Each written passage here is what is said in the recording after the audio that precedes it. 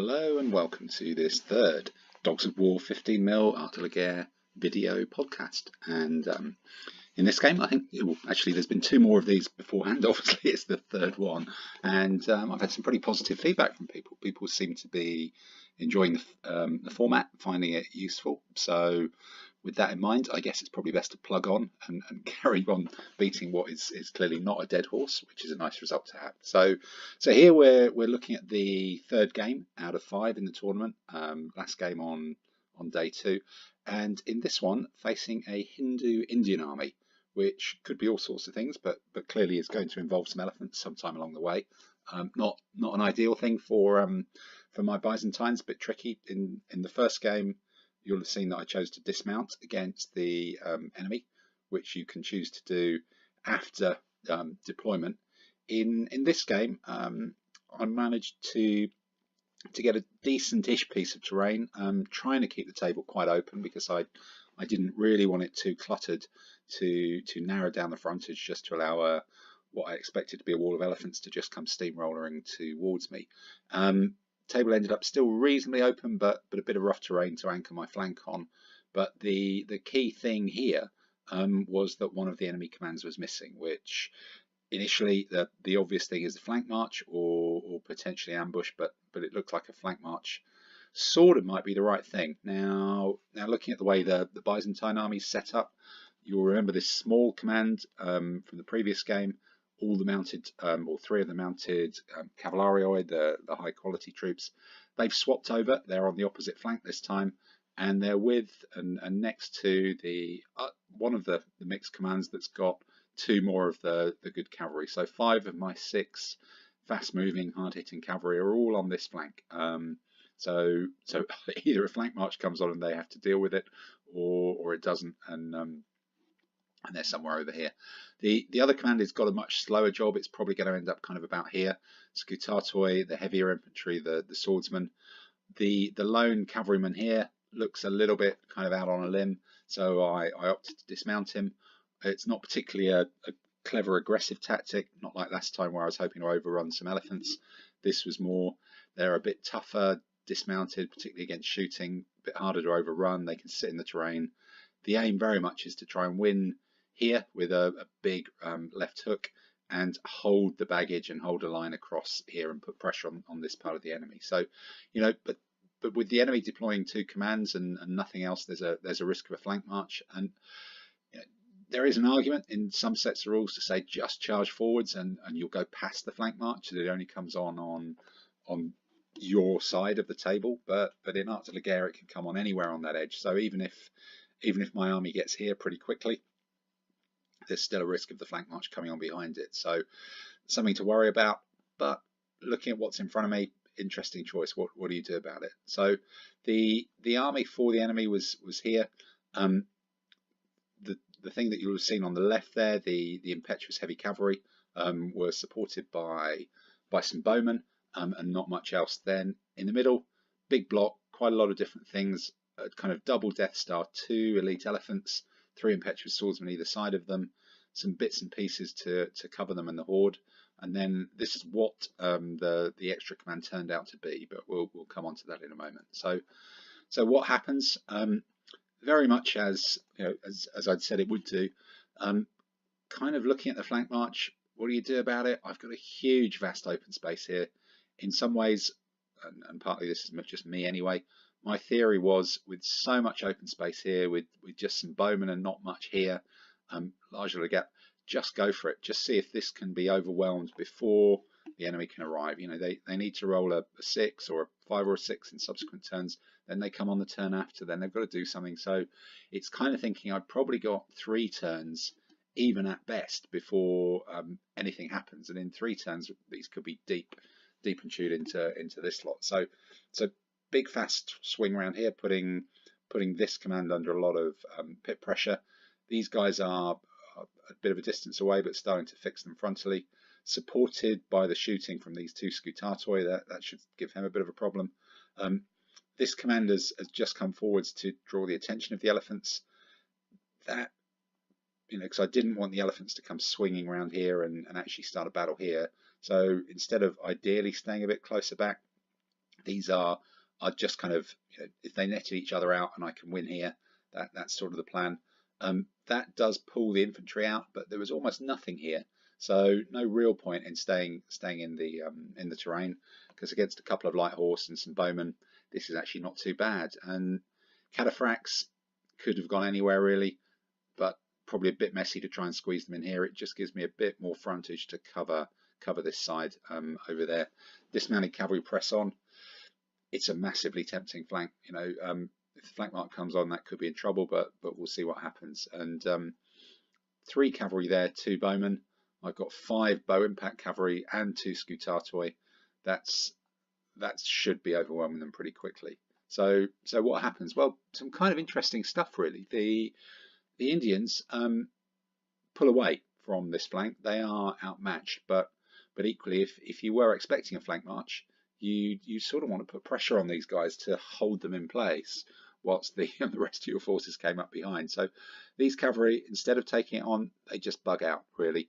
The bowmen squeeze forwards a bit, kind of putting themselves in a bit of a better position, and the elephants, ungainly, not great command pips, just swing round slowly. They've not got enough stuff to swing round. They've actually not really got enough space to swing round past this command either. But they're out the way, so there's now a big gap here. Running away quite quickly, and what do? It's now not so much a situation of the flank march will hit me in the rear. It's a situation of the flank march will have an uninterrupted run to the baggage, or to come piling in anywhere really along this along the whole rear of my army. So if I press into that space, anything can happen with a flank march. It just sort of puts pressure onto a quicker win. So what do? These guys charge forward as fast as they can. It's a single move now. They're pursuing the rest of those, and really it's just, this is the medium cavalryman swings out. The light horse swing out here. It's just putting a bit of a skin on this whole flank to delay things. These lot all push forwards and start to press, and I'm sort of extending the line here to keep these guys busy, and just drift out, spread out a bit. These gaps, really, we're just trying to stop these guys scooting around the back. Can I get a Varangian into the elephant? This is my theory. The two-handed cutting weapon, if it wins, it adds an extra 1, which can knock big holes in 3-hit elephants quite quickly. Sometimes it works, sometimes it doesn't. And in a way, I'm almost giving up the baggage here. I'm saying, if you're going to bring on a flank march, just go for the baggage. I can delay a bit, but it's much better to try and delay you hitting the rear of the army as I clatter into this potentially squishy piece. These 5 cavalry are still, it doesn't really matter which way these are facing, forwards or backwards. I'm much better and much stronger here, so this is the area to push on. But amazing, it's not a flank march. Hidden in one of the ambush markers, a whole command. It's not a great command. You saw it earlier. It's 3 cavalry and a light horse. Sort of, in some ways it's an on-table flank march, because I don't really have a lot here, but kind of, what are they going to do? You've got a couple of light horse. I think they might have been on table to start with, and then they're joined by these elite impact cavalry and another light horse guy tucked in the back. So you've sort of got an on-table flank march against where my Byzantine spearmen were. So what happens then from the Indians? This is the flank march. It comes out of here. Light horse push forwards. These guys have all come in, driven forwards as well. They've kind of given up going over here. They're looking to take on this block here. The cavalry are kind of running out of table. They've turned around. These guys have turned around as well. So they're sort of committed now to fighting here. There's no risk of anything coming on the back anymore. The huge sort of double Death Star, that's come forwards, and that'll be hitting soon, and that's not good for me. That'll be hitting before I'm hitting up here. So we need to do some sort of competent shooting. And these are still, a bit of a way out the game, but at some point it might end up being in a useful position. So what happens next? What's the option? Well, more pressing forwards here, a big, get everything in one place charge, bit of sort of staggering going on here, and a bit of cheekiness in here that we'll kind of come on to. So these scutatoi are potentially run over targets by these impetuous infantry. So I don't desperately want them fighting particularly quickly. If they can be a big long line with these guys and get some overlaps and maximize their shooting, that's better. But if I just sit back, the elephants will drift across as well. So push these guys forwards. These are the 4 hits to kill them. Spearmen, Varangians, just almost force them to take on or force the elephants to take them on and get bogged down a bit. And with now there's basically too much stuff coming down here. So these guys are a little bit kind of going to be outmatched, outwasted. So the cataphracts, I throw them in, and it's a bit of a cheeky one. I'm taking a negative for being near the elephant. This is a medium foot in the open. I managed to peel off this light foot to give me an overlap. So what was a medium foot, get a bit lucky, it's gone. Boom, it's sorted out. And suddenly, all of this is about slowing down the elephant, slow down the elephant. Even this is slow down the elephant, force them to a fight here against something I can probably afford to lose, to give me much more time for these guys to do their work. And so what happens then next? You got a charge by the Indian cavalry there after I've wiped out the 2 bowmen in short order. The flank march is starting to move up and put pressure on me. Yeah, one of the elephants has been pulled in to destroy the cataphract. The rest of the Death Star has gone in. Double overlap. That's terrible for these guys, but not so bad for the rest of the army. Death Star's in. Indian Lancers are in. This should have been an evens combat, but fair shout. I got lucky here. Some yellows and some greens on the Indians. I had an overlap here, but not really enough to get those sorts of advantages. So that's good dice, but weigh the numbers anyway. And cheeky cataphract's gone, but I pulled this elephant out of this Death Star formation. So this is now kind of floating on its own. It needs extra pips. It can't all go forwards in a coherent line. So what comes on from this? Let's just jump back a thing. So this cavalryman here, some bowmen here. They're not going to do a lot.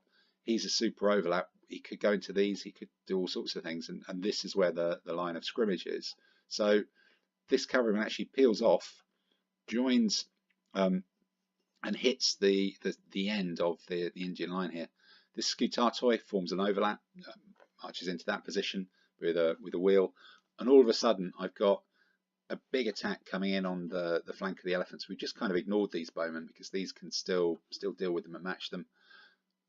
Starting to trade off a bit more. Another hit on the Indians up there. I've taken a hit there, but bringing this over the front of my line and into here is, with the spare cavalry, this is what, these are all squishy stuff. These is going to go anyway. So if I can start to knock that over, suddenly it makes a big difference, particularly with some winning going on up in this area.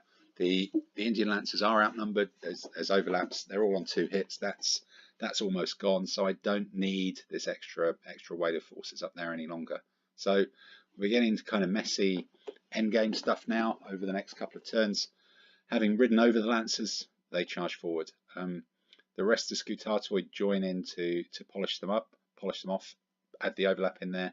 That frees up another Lancer to start overrunning the bowmen. And now these cavalry and the rest of the infantry are very much chewing through the sort of second line, this bow formation that's got broken up, and going past the edge of the Death Star, who is still engaged with spearmen. The Indians are coming around here with what used to be the ambush, and getting into quite dangerous possessions. The ambush is finally in play, but all that ambush is in play against one medium spearman, whereas I'm now starting to be in range of the baggage, and these lone units are being run down just by sheer weight of numbers of my troops here. And then these light horse who have been lurking around, suddenly they have got round. They are making a dash for the baggage. And that elephant that chewed up the cataphract, it can do some bad stuff now, but it's a race against time. I'm chewing through soft squishy stuff faster than the enemy is at the moment, so can't help that. They make a run for it. They get into the baggage, even though I've tried to shoot them with the Scutatoi. They've got some of the baggage. We've got some sheep in this baggage. It's not bar really, or bar. What do you say? Yeah, bar humbug. That's the answer, isn't it? So as we move even further into the end game, we've mopped up some infantry here. We've mopped up the bowmen here as well. That's the second tier of bowmen that I've got into and got through. The rest of the cavalry have finally gone. These guys have overwhelmed the lone dismounted cavalryman. But actually here still there's a cataphract, there's a cavalryman possibly a light infantry as well. So there's 3 bases have been lost to occupy pretty much most of this, all this powerful strike troops, more than half of the enemy's impact cavalry for it. The elephant's in to something that's sort of the back line, but these guys are through, and this is all starting to be my troops. There's nothing enemy left alive this side of that red line, so we've really mopped everything up pretty quickly here.